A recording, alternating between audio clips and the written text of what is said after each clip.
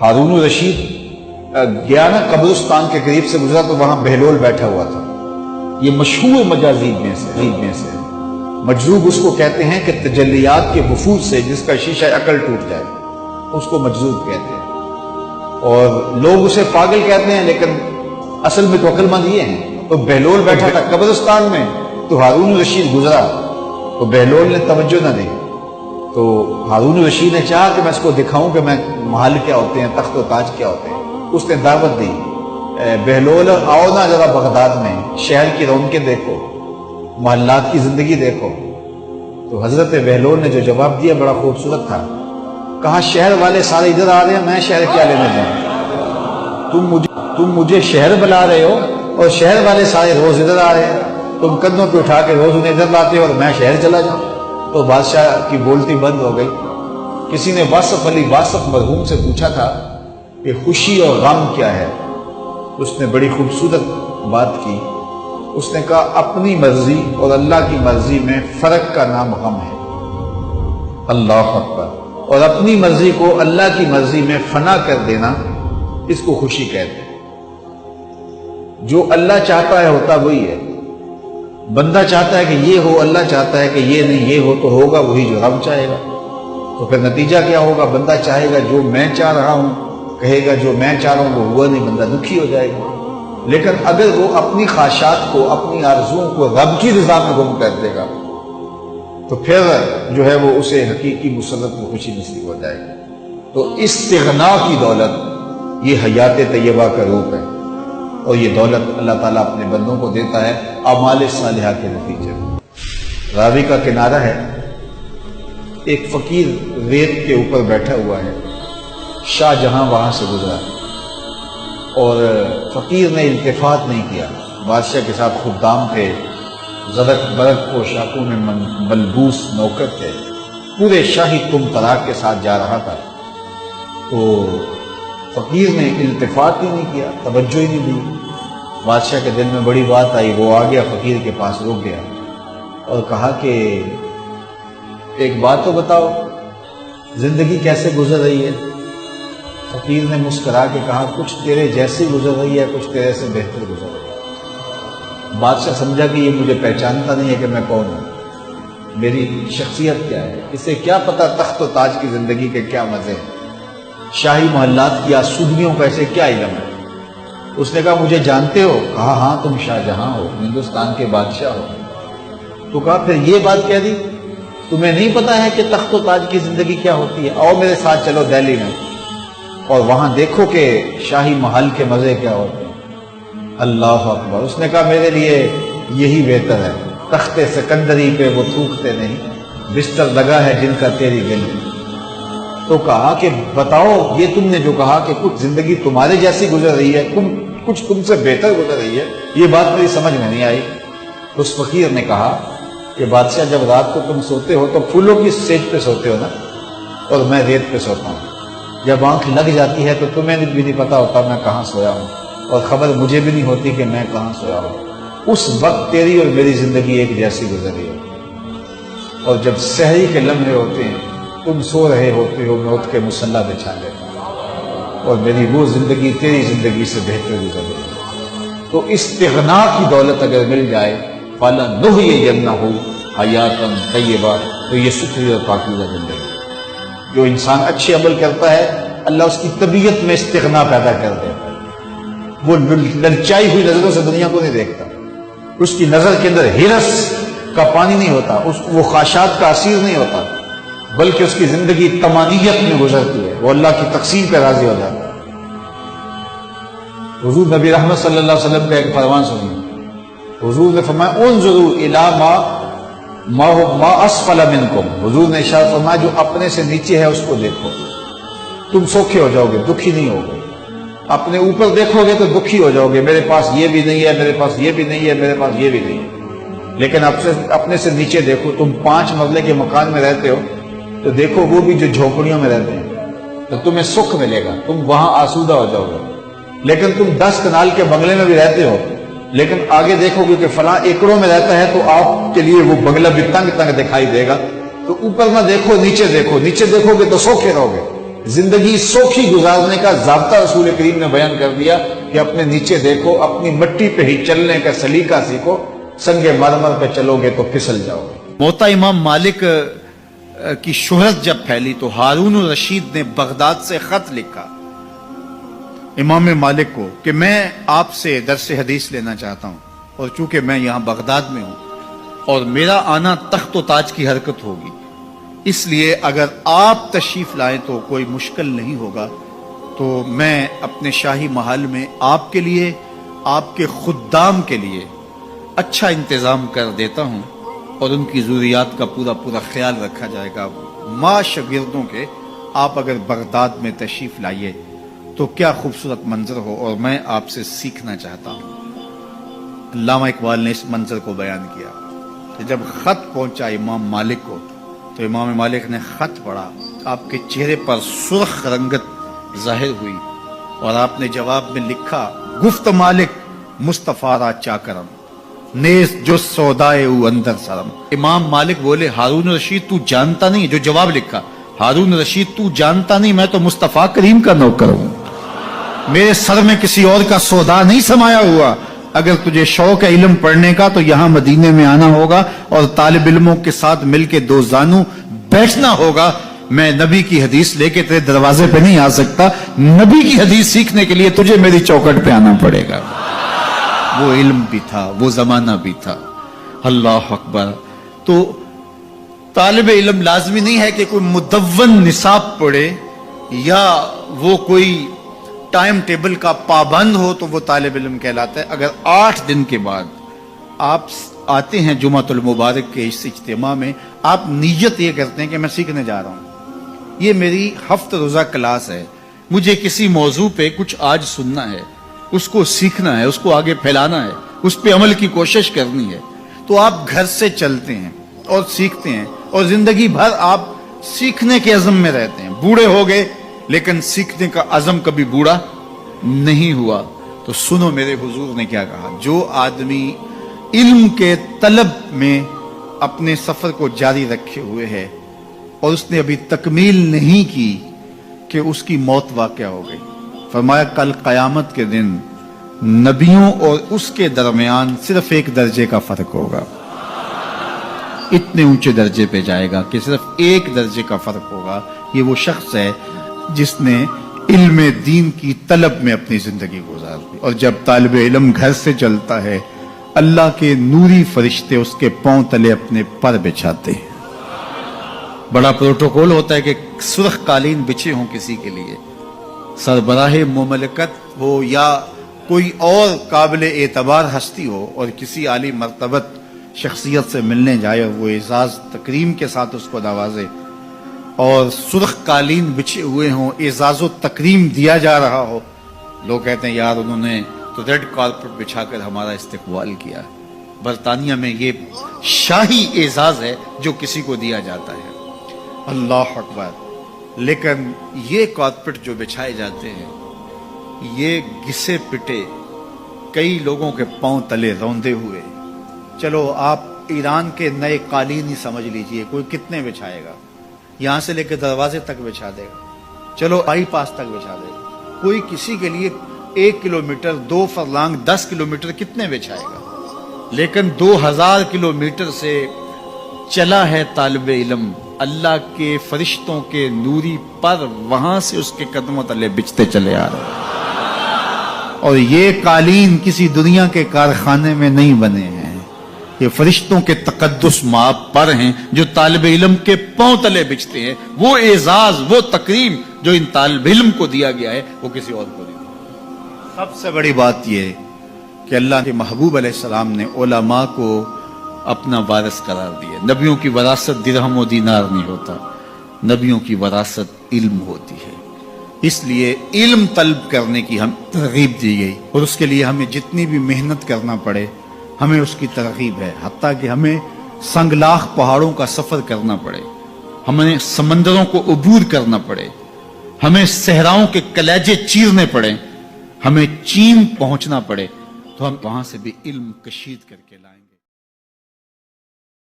یہ بہلول بھی اسی قبیلے کا فرد تھا، دجلہ کے کنارے، مٹی کے گھروندے پاؤں پہ بناتا ہے اور انہیں مسمار کر دیتا ہے۔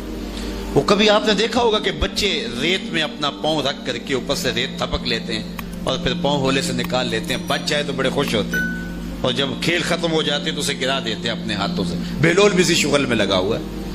بہلول یہ کام کر رہا ہے، گروندے بناتا ہے گراتا ہے، گروندے بناتا ہے گراتا ہے۔ بادشاہ گزرا، پوچھا بہلول کیا کر رہے ہو؟ ہنس کے کہا جنت کے مکان بنا رہا ہوں۔ کہا بیچتے ہو؟ ہاں بیچتا ہوں۔ کتنے کا؟ 10 روپے کا، سیل لگائی ہوئی ہے۔ بادشاہ مسکرا کے گزر گیا، دیوانہ ہے، مجنوں ہے، اپنی موج میں لگا ہے۔ پیچھے سے ملکہ زبیدہ بھی آ رہی تھی، اس نے بھی دیکھا، کہا بہلول کیا کر رہے ہو؟ کہا جنت کے مکان بنا رہا ہوں۔ کہا بیچتے ہو؟ ہاں 10 روپے کا بیچتا ہوں۔ 10 روپے بادشاہوں کے لیے کیا ہوتے ہیں؟ 10 درہم نکالے، اس کو دیے، اس نے دریائے دجلہ میں پھینک دیا۔ فقیر اتنی دیر تک فقیر نہیں بنتا۔ داتا صاحب فرماتے جب تک مٹی کا ڈھیلا اور سونے کی ڈلی اس کی نظر میں برابر نہیں ہو جاتا۔ اور ایک مکان کے گرد، ایک وہ گروندے کے گرد دائرہ لگایا، کہا یہ تیرا ہوا۔ ملکہ گزر گئی، بادشاہ بھی چلا گیا۔ شام کو اپنے محل میں پہنچے، بادشاہ سویا، منظر جاگا کہ حشر کا دن ہے، پھر جنت کا منظر ہے، جنت میں بڑے بڑے خوبصورت مکان ہیں۔ ایک مکان تو بڑا ہی اچھا لگا، تو جی چاہا کہ اس مکان کو دیکھوں۔ تو جب قریب گیا تو دروازے پہ لکھا تھا ملکہ زبیدہ۔ شوق سے آگے بڑھا تو دربان نے روک دیا، کہا یہ ملکہ کا ہے۔ کہا وہ میری ہی ملکہ ہے۔ کہا دنیا کے ضابطے اور ہیں، آخرت کے ضابطے اور ہیں۔ بادشاہ کی آنکھ کھل گئی، بے چین ہو گیا، ملکہ کو بیدار کیا، کہا تو کون سا نیک عمل کیا ہے؟ میں نے جنت میں تیرا یوں مال دیکھا۔ ملکہ کہنے لگی وہی معمول کی نمازیں، وہی سب کچھ، کوئی نیا کام تو میں نے کیا نہیں۔ ہاں یاد آیا، کل گزر رہی تھی، دجلہ کا کنارہ تھا، وہ جسے لوگ مجذوب کہتے ہیں، وہ جو دیوانہ کہلاتا ہے، وہ بہلول، وہ جنت کے محل کہتا تھا وہ بنا رہا تھا۔ میں نے کہا چلو کوئی بات نہیں، فقیر ہے، 10 روپے کیا ہوتے ہیں، تو میں نے 10 روپے کا ایک محل خریدا تھا۔ بادشاہ سر پکڑ کے بیٹھ گیا، وہ تو مجھے بھی کہتا تھا۔ میں دیوانے کی بات سمجھ کے گزر گیا۔ اگلے دن بادشاہ قصدن گزرا۔ جب قصدن گزرا نا تو دل دھڑک رہا تھا کہ کہیں مجذوب پھر آج مل جائے اور اسی موج میں ہو تو کام بن جائے۔ دیکھا تو بہلول وہاں بیٹھا ہوا ہے، آگے بڑھ کے دیکھا تو کام بھی وہی۔ بادشاہ پھر رک گیا، پوچھا بہلول کیا کر رہے ہو؟ اب دل دھڑک رہا تھا کہ مجذوب ہے، کوئی اور بات کہہ دے تو چلو اچھا ہو کہ وہی جواب دے دے۔ اس نے وہی جواب دیا، جنت کے محل بنا رہا ہوں۔ بادشاہ کا کچھ دل ٹھہرا، پھر کہا اچھا بیچتے بھی ہو؟ ہاں ہاں بیچنے کے لیے بنا رہا ہوں۔ بادشاہ ادھر جیب میں ہاتھ ڈال رہا ہے اور ادھر پوچھ رہا ہے کتنے کا؟ کہا آدھی حکومت لگے گی۔ کہا کل تو 10 روپے کے بتا رہے تھے۔ کہا کل تم نے دیکھا نہیں تھا، آج سودا دیکھ کے لے رہے ہو۔ اللہ تعالیٰ ارشاد فرماتا ہے انما تنذر من اتبع الذکر وخشی الرحمن بالغیب، جو ان ڈٹھے سودے کرتے ہیں، جو بغیر دیکھ کے کرتے ہیں۔ اچھا چلو ایک خوشخبری میں آپ کو بھی سناؤں، اور وہ خوشخبری رسول اللہ کی زبان سے۔ حضور نے فرمایا طوبیٰ لمن رآنی وآمن بی وطوبیٰ 7 مرات من لم یرانی وآمن بی۔ فرمایا صحابہ تمہیں مبارک ہو ایمان کی کہ تم نے مجھے دیکھا اور میرے اوپر ایمان لائے، اور کہا انہیں 7 مبارکیں ہوں جنہوں نے مجھے دیکھا بھی نہیں ہوگا اور پھر بھی ایمان لائیں۔ انما تنذر من اتبع الذکر وخشی الرحمن بالغیب فبشرہ بمغفرۃ واجر کریم۔ ان کو بشارت دے دیجئے بڑی عزت والے اجر کی اور خوشخبری بھی۔ تو جس اجر کو میرا رب بھی کریم کہہ رہا ہے وہ اجر کیسا ہوگا؟ تو یہاں تو لہجہ دم توڑتا ہے اور الفاظ ساتھ نہیں دیتے کہ اجر کریم کی کیا تعریف کریں جس اجر کو میرے رب نے بھی کریم کی صفت سے موصوف کر دیا۔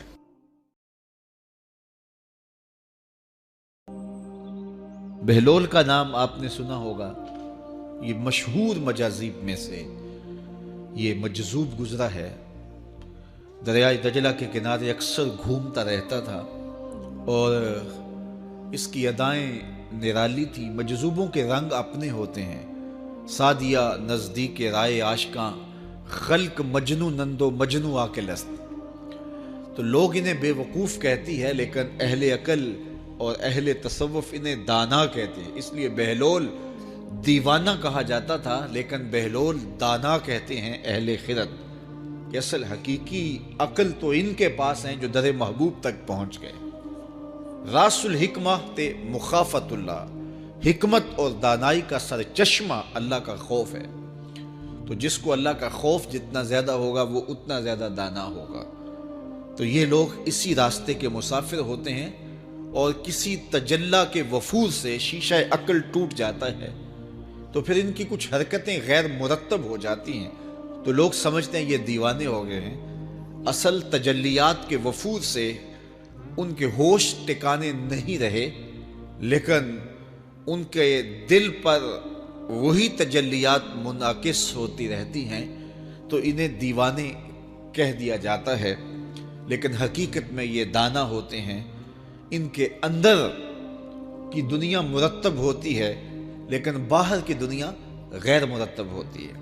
اٹھنے بیٹھنے کا کبھی پتہ نہیں ہوتا، کھا لیا تو لے لیا، نہیں کھایا تو 2 دن گزر گئے، پہننے کو کچھ میسر آ گیا تو ٹھیک ہے، نہ میسر آیا تو کئی دن گزر گئے۔ تو ان کو اپنے ظاہر کا خیال نہیں ہوتا، ان کی نظر مشاہدہ جمال پہ ہوتی ہے اور پھر یہ دنیا سے اور اپنے آپ سے بھی بے گانے ہو جاتے ہیں اور لوگ انہیں دیوانہ کہہ کے پکارتے ہیں۔ میں دریائے دجلہ کے کنارے حضرت سری سختی کے مزار پہ حاضر ہوا تو حضرت جنید بغدادی اور حضرت شیخ شبلی کے مزار پہ، حضرت ذوالنون مصری کے مزار پہ اور دیگر مزار، یہ سارے دجلہ کے کنارے واقع ہیں۔ تو وہاں بچے کھیل رہے تھے تو ہم نے ان بچوں سے پوچھا کہ یہاں کوئی اور مزار بھی ہے، تو انہوں نے اشارہ کر کے بتایا کہ آپ اس سمت جائیں تو آگے بہلول دانا کا مزار ہے۔ تو شوق تھا تو ہم وہاں گئے تو بہلول دانا کا مزار تھا، باہر لگا ہوا تھا بورڈ، تو شکستہ سا مزار تھا، ہم اندر داخل ہو گئے تو میں نے بہلول دانا کی قبر دیکھی کہ اس کی قبر کے اوپر جو غلاف پڑا ہوا تھا وہ بھی آدھا تھا اور پھٹا ہوا تھا۔ میں نے کہا فقیروں کی جو علامتیں ہوتی ہیں وہ مرنے کے بعد بھی پائی جاتی ہیں، آج بھی مجذوبیت کا رنگ اس کی قبر پہ نمایاں ہے۔ اور میں نے دوستوں کو کہا جو میرے ساتھ تھے، میں نے کہا دیکھو وہ جو ہوتے ہیں نا مجذوب، بعض کا کپڑے بھی واجبی ہوتے ہیں ان کے اوپر، تو یہ دیکھیے کہ اس کا غلاف بھی جو ہے وہ آدھا ہے اور وہ بھی جگہ جگہ سے پھٹا ہوا ہے، تو اس کی قبر بھی اس کے جذب کی کہانی سنا رہی ہے۔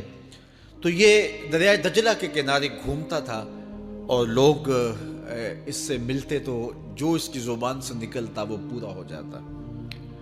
تو ایک دن دریائے دجلہ کے کنارے یہ گھوم رہا تھا کہ ہارون رشید اپنے مکان کی، اپنے محل کی چھت پہ ٹہلتے ٹہلتے بہلول کو دیکھتا ہے تو خادموں کو کہا کہ ذرا اسے میرے پاس حاضر کرو۔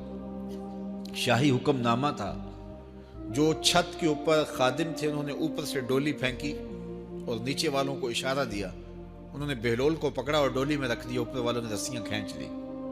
2 لمحوں کے بعد بہلول بادشاہ کے سامنے تھا تو بادشاہ نے بہلول سے کہا کہ بہلول ایک بات تو بتاؤ، کہا پوچھئے، کہا آپ خدا تک کیسے پہنچے ہو؟ تو بہلول نے مسکرا کے کہا جیسے آپ تک پہنچا ہوں۔ علامہ اقبال نے جو مرد کلندر کی نشانیاں بتائی ہیں ان میں سے ایک نشانی یہ ہے، بات میں سادہ و آزادہ معانی میں دقیق، کہ اس کی بات بہت لمبی اور لچھے دار اور گچھے دار نہیں ہوتی، سیدھی سیدھی بات ہوتی ہے لیکن سیدھی روح میں اترتی ہے، مختصر اور جامع کلام کا حامل ہوتا ہے اللہ کا بندہ۔ تو کہا کہ بادشاہ جیسے آپ تک پہنچا ہوں۔ تو بادشاہ کا تو خیال تھا کہ کوئی بڑی باریک بینی سے کوئی فلسفہ بتائے گا، لیکن یہ 2 لفظوں میں اس نے کہہ دیا جیسے آپ تک پہنچا۔ بادشاہ نے کہا میں نہیں سمجھا، کہا بات تو سادہ سی ہے، تیری عقل میں نہ آئے تو میں کیا کر سکتا ہوں، کہا حضرت آپ سمجھا دیجئے۔ تو بہلول نے کہا کہ حضرت میں خود آنا چاہتا تو دیوان خانے میں جاتا، درخواست لکھ کے لے جاتا، پھر جمع ہوتی، پھر کئی واسطوں سے ہوتے ہوئے آپ تک پہنچتی، آپ پھر مجھے وقت دیتے ملاقات کا، 6 ماہ بعد، سال بعد، اس وقت پہ میں تیار ہو کے ملاقات کرنے آتا، آپ کے کوئی شاہی مہمان آ جاتے تو پھر ملاقات منسوخ ہو جاتی، پھر بھی آپ کی مرضی ملاقات ہوتی نہ ہوتی، میں چاہتا تو مہینے سال لگ جاتے، لیکن ملاقات پھر بھی آپ کی مرضی پہ، اور جب آپ نے چاہا ہے تو 2 گھڑیاں بھی نہیں لگی۔ تو کہا بندہ چاہے تو کروڑوں سال بھی بیت جائیں، اس کے قرب کی کوئی انتہا نہیں ہے، لیکن جب وہ چاہے تو 2 گھڑیاں بھی نہیں لگتی. مانا کہ محبت کے سفر میں ہر گام پہ 100 مشکل ہے، لیکن یہ سفر آسان بھی ہے اگر ساتھ تمہارا ہو جائے. تو کہا کہ قل ان کنتم تحبون اللہ فاتبعونی یحببکم اللہ، کہ اگر تم اللہ سے محبت کرتے ہو تو آسان طریقہ تمہیں بتا دیتے ہیں، میرے محبوب کی چوکھٹ پہ آ جاؤ. اللہ اکبر، جس کو تم ڈھونڈنے نکلے تھے وہ تمہیں وہاں مل جائے گا، اور تم اس سے محبت کا دعویٰ رکھتے تھے وہ تم سے محبت کا دعویٰ کرے گا. اور پھر جب تم اس کے محبوب ہو جاؤ گے تو پھر جو تم کہو گے وہ کیوں نہیں ہوگا، کیونکہ محبوبوں کی تو بات مانی جاتی ہے. یہ نظام الدین اولیاء علیہ رحمہ کو محبوب الہی کہتے ہیں نا. ان کا واقعہ بھی علماء نے یہ لکھا ہے، صوفیاء نے، کہ ان کے شیخ حضرت بابا فرید الدین گنج شکر رحمۃ اللہ تعالی علیہ ایک دن موج میں آ گئے اور کہا کہ نظام الدین محب بنو گے یا محبوب بنو گے. تو یہ بڑی خدمت کرتے تھے اپنی شیخ کی. تو کہا کہ محب بنو گے یا محبوب؟ تو کہا حضرت اگر اجازت ہو تو اپنی ماں کو نہ پوچھاؤں. اللہ اکبر، ان لوگوں کی مائیں بھی تو صاحب حال ہوا کرتی تھی. تو کہا کہ اگر اجازت ہو تو اپنی ماں کو نہ پوچھاؤں کہ محب بننا ہے یا محبوب بننا ہے. کہا جاؤ تمہیں اجازت ہے. تو گھر کی طرف روانہ ہوئے. 1 دن کا سفر کیا. راستے میں ایک فقیر تھا مجذوب، جو راستے میں بیٹھا تھا. حالت اس کی عجیب سی تھی. تو یہ سلام کر کے گزرنے لگے تو وہ مسکرا کے بولا محب بنو گے یا محبوب؟ تو حیرت زدہ ہو گئے کہ اسے کیسے پتا چل گیا، یہ تو میرے شیخ کا اور میرا راز ہے. تو رک گئے. کہا کہ حضرت اگر آپ بتا دیں تو بہت اچھا ہو. کہا نہیں ماں سے پوچھو، جو وہ بتائے گی وہی بن جانا، اور اگر ماں نے نہ بتایا تو کل آ جانا، اسی وقت یہاں ملاقات ہوگی، پھر میں بتا دوں گا. خیر چلے. رات کو پہنچے، والدہ کی خدمت میں سلام پیش کیا، پاؤں دبائے اور کہا کہ شیخ موج میں آ گئے اور کہا محب بنو گے محبوب بنو گے؟ تو میں نے کہا ماں سے پوچھ لوں. تو میں اماں جی آپ سے پوچھنے آیا ہوں، راستے میں یہ واقعہ بھی ہوا. تو ماں نے کہا کہ بیٹے تم صبح ناشتہ کر کے پلٹ جانا، اور وہ جو راستے میں تیرے دل کی بات بوجھ گیا وہ کوئی صاحب حال تھا، وہ تمہیں صحیح بتا سکے گا کہ محب بننا کہ محبوب بننا. خیر یہ صبح ناشتہ کر کے ماں کے پاؤں پکڑے، اجازت طلب کی اور واپس نکلے. اور وہاں جا کے دیکھا تو کوئی فقیر نہیں ہے. بڑے حیرت زدہ ہوئے. دائیں بائیں سے پوچھا کہ یہاں کل ایک بابا بیٹھا تھا. کہا وہ تو کل کے فوت ہو گیا. تو کہا اس کی قبر کہاں ہے؟ کہا قبر کس نے بنانی تھی اس کی؟ وہ گندگی کے ڈھیر پہ لوگوں نے پھینک دیا.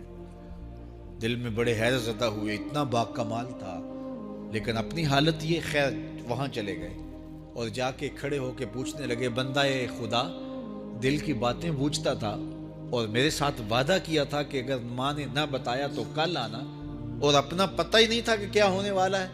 یہ بات کہی تو بابا اٹھ کے بیٹھ گیا. عرش فرش تے بانگا ملیاں تے مکے پہ گیا شور، بلے شاہ سا مرنا ناہی تے گور پیا کوئی ہور. ہاں اٹھ کے بیٹھ گیا اور کہا کہ نظام الدین محبوب بننا محب نہ بننا. محبوں کا یہ حال ہوتا ہے، نہ کفن ملتا ہے نہ دفن ملتا ہے. محبوب بنو گے تمہاری قبر پہ بھی میلے لگیں گے. فاتبعونی یحببکم اللہ. اگر حضور کی اطاعت کرو گے، حضور کی فرما برداری کرو گے تو تم محبوب بن جاؤ گے. تو حضور کی محبت خدا کی محبوبیت کا ذریعہ ہے.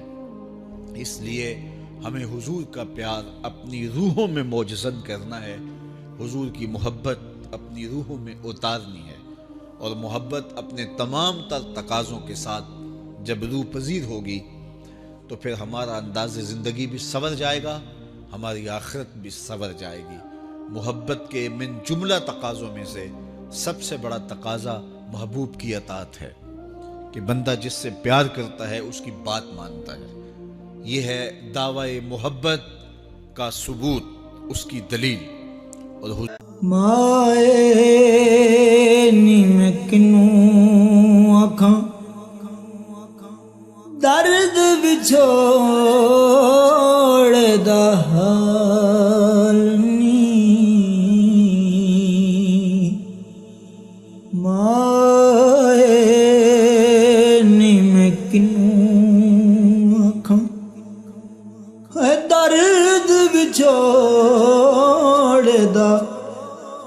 ਹਾਲ ਨੀ ਮਾਏ